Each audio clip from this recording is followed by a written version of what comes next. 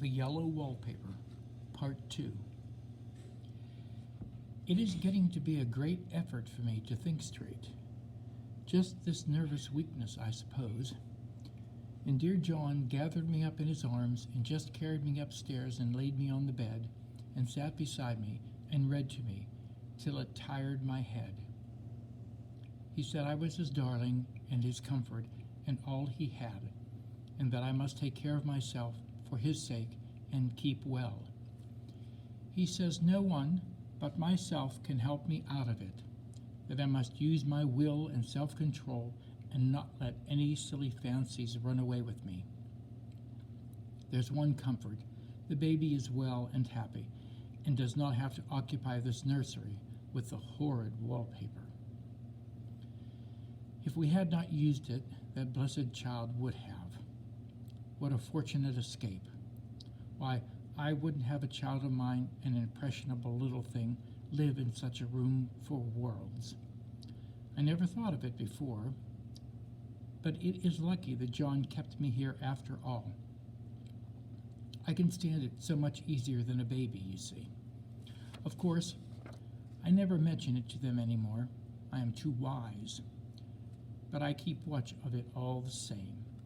There are things in that paper that nobody knows but me, or ever will.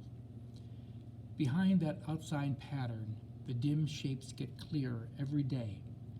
It is always the same shape, only very numerous. And it is like a woman stooping down and creeping, but behind that pattern, I don't like it a bit. I wonder, I begin to think, I wish John would take me away from here. It is so hard to talk with John about my case because he is so wise and because he loves me so. But I tried it last night. It was moonlight. The moon shines in all around just as the sun does.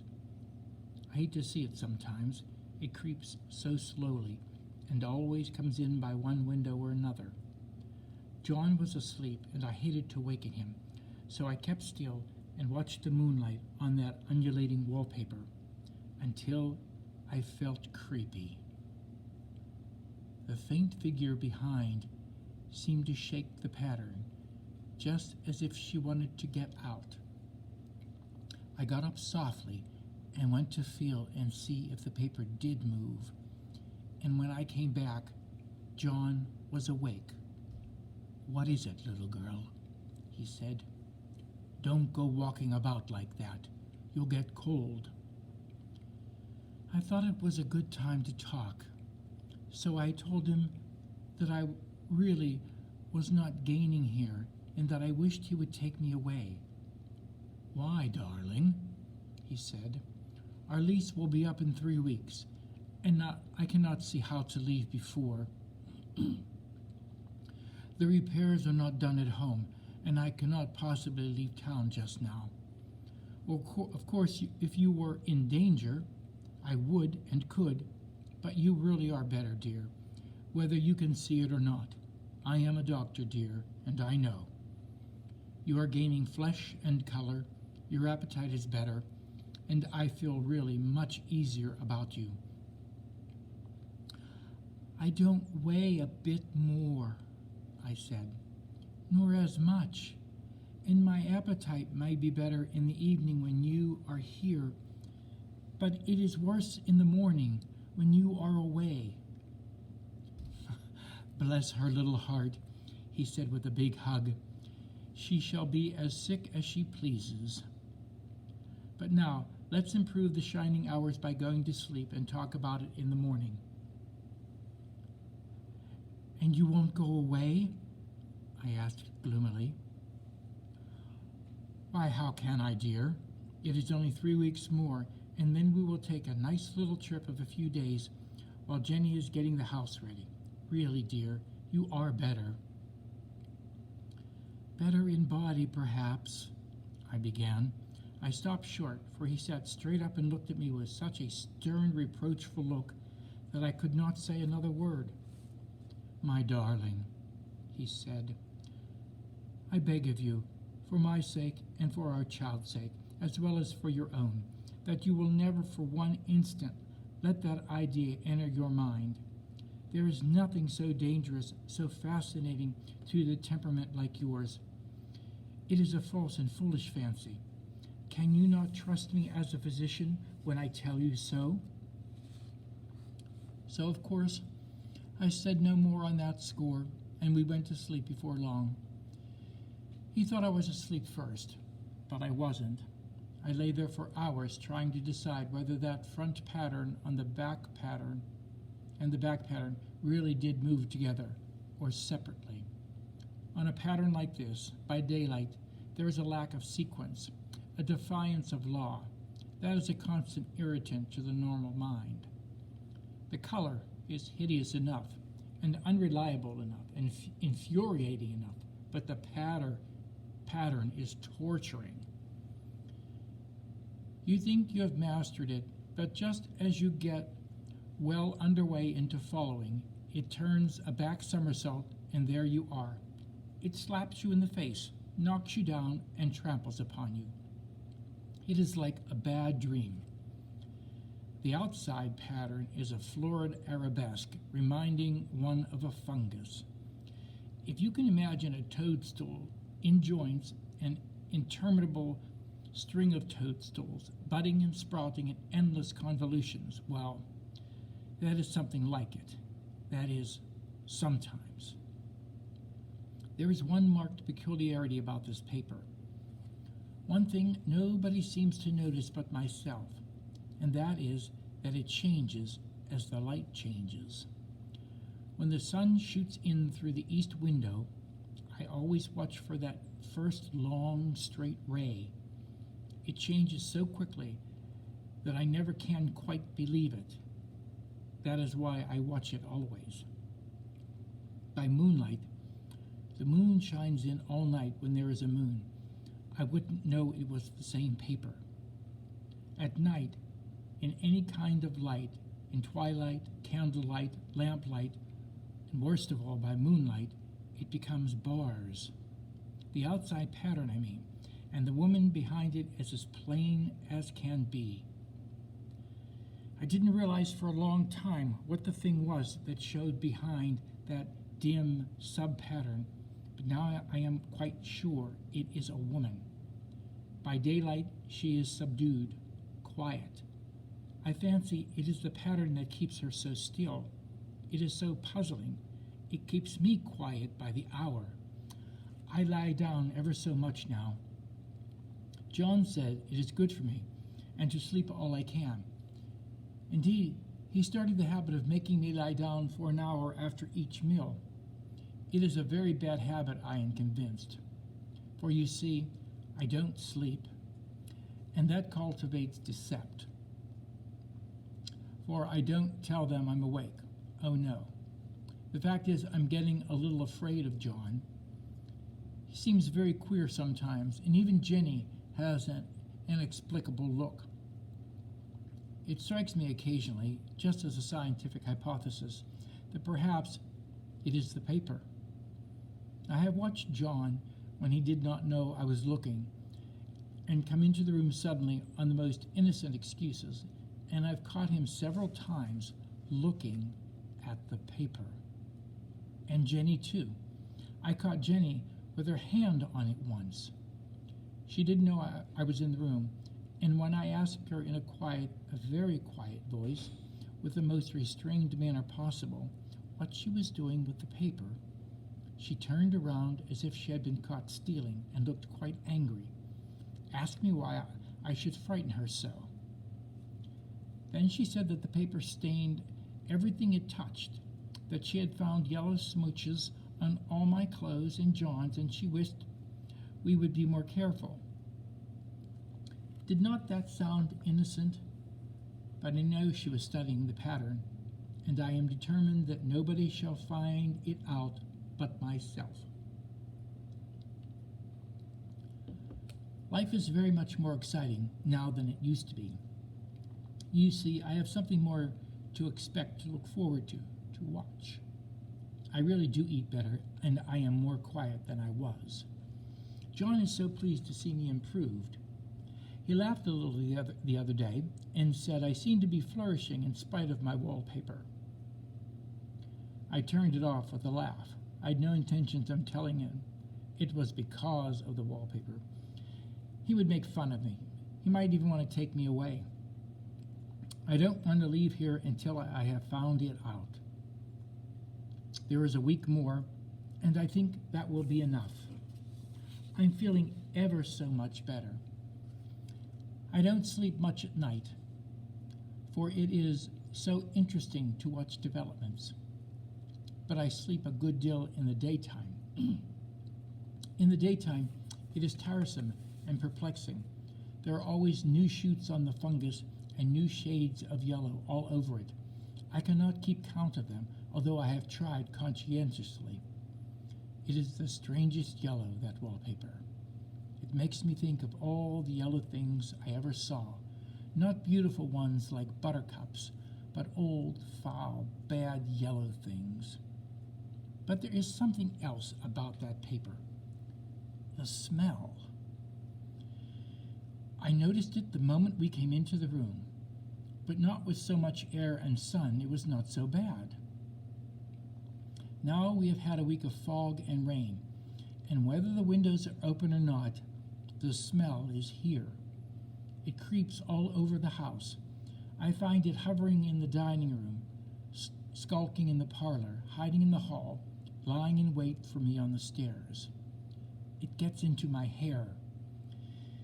Even when I go to ride, if I turn my head suddenly and surprise it, there is that smell. Such a peculiar odor, too. I have spent hours in trying to analyze it, to find what it smells like. It is not bad at first, and very gentle, but quiet and subtlest, most enduring odor I ever met. In this damp weather, it is awful. I wake up in the night and find it hanging over me. It used to disturb me at first. I thought seriously of burning the house to reach the smell. But now I am used to it. The only thing I can think of is that it is like the color of the paper, the yellow smell. There is a very funny mark on this wall, low down near the mop board, a streak that runs around the room. It goes behind every piece of furniture except the bed, a long, straight, even smooch, as if it had been rubbed over and over. I wonder how it was done, and who did it, and what they did it for. Round and around and around and around and around and around. It makes me dizzy. I really have discovered something at last. Through watching so much at night, when it changes so, I have finally found out. The front pattern does move, and no wonder. The woman behind shakes it. Sometimes I think there are a great many women behind, and sometimes only one, and she crawls around fast, and her crawling shakes it all over. Then in the very bright spots, she keeps still, and in the very shady spots, she just takes hold of the bars and shakes them hard. And she is all the time trying to climb through. But nobody could climb through that pattern. It strangles so. I think that is why it has so many heads. They get through, and then the pattern strangles them off and turns them upside down and makes their eyes white. If those heads were covered or taken off, it would not be half so bad. I think that woman gets out in the daytime, and I'll tell you why. Privately. I've seen her. I can see her out of every one of my windows. It is the same woman. I know, for she is always creeping, and most women do not creep by daylight. I see her in that long shaded lane, creeping up and down. I see her in those dark grape arbors, creeping all around the garden. I see her in that long road under the trees, creeping along. And when a carriage comes, she hides under the blackberry vines. I don't blame her a bit. It must be very humiliating to be caught creeping around by daylight. I always lock the door when I creep by daylight.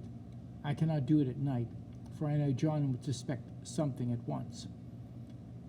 And John is so queer now, and I don't want to irritate him. I wish he would take another room. Besides, I don't want anybody to get that woman out at night but myself. I often wonder if I could see her out of all the windows at once. But turn as fast as I can only see out one at a time. And though I always see her, she may be able to creep faster than I can turn.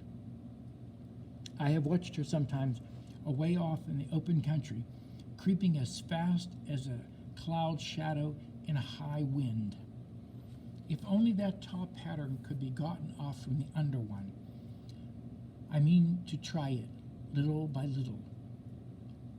I have found out another funny thing, but I shan't tell it this time.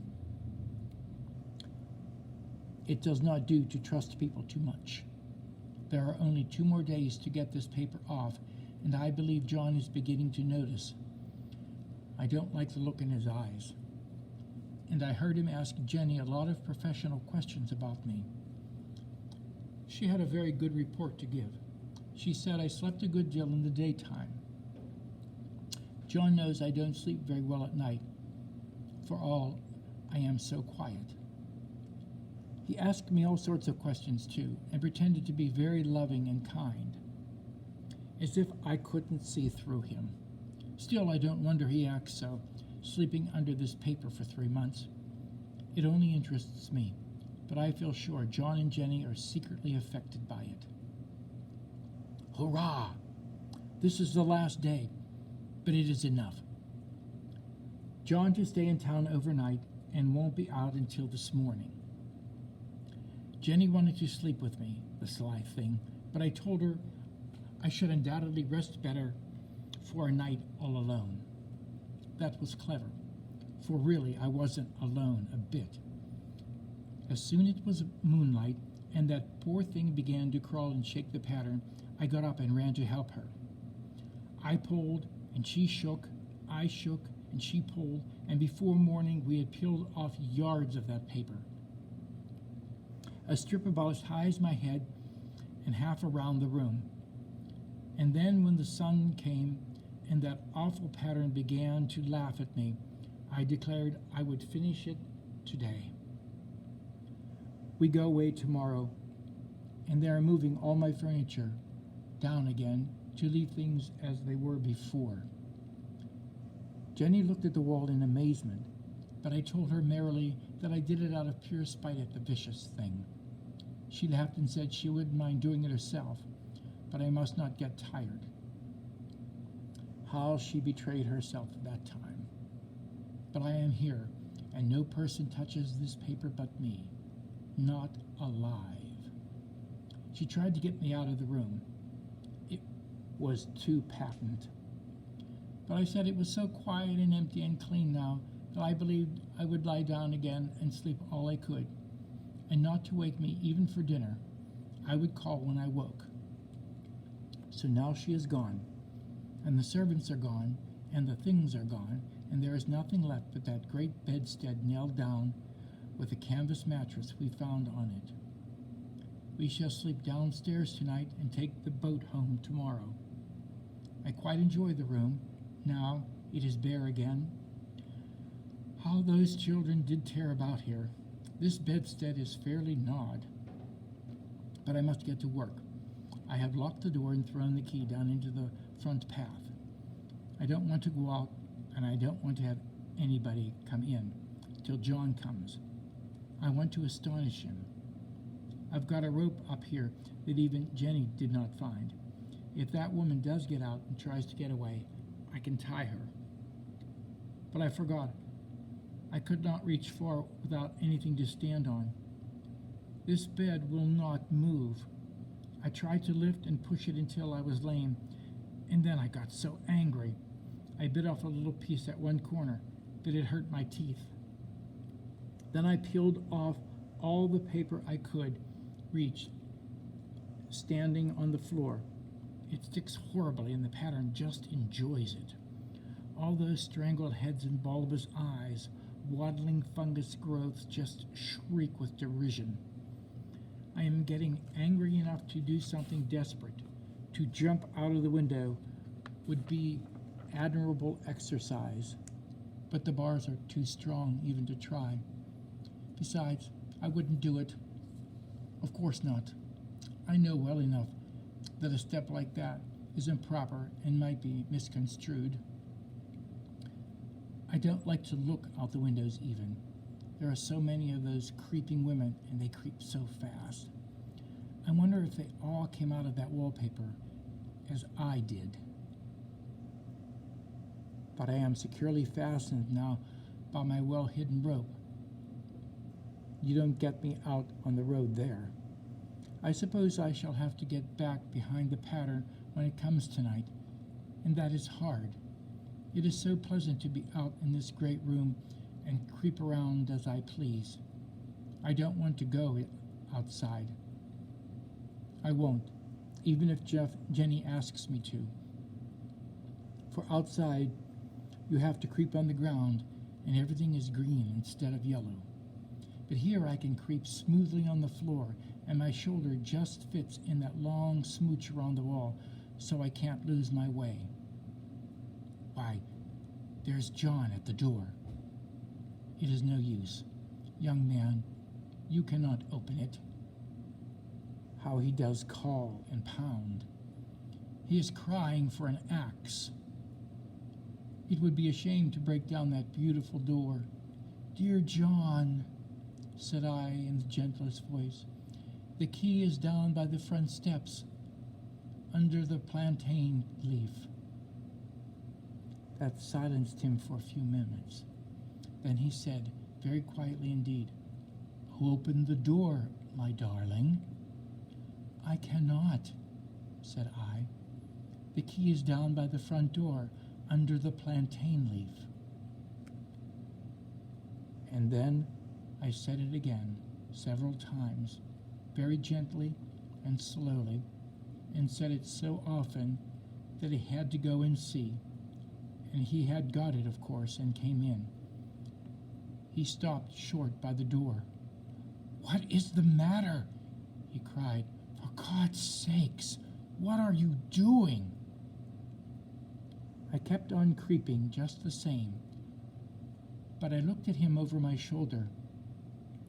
I've got out at last, I said, in spite of you and Jane, and I've pulled off most of the paper, so you can't put me back. Now why should that man have fainted? But he did, and right across my path by the wall, so that I had to creep over him every time. The end.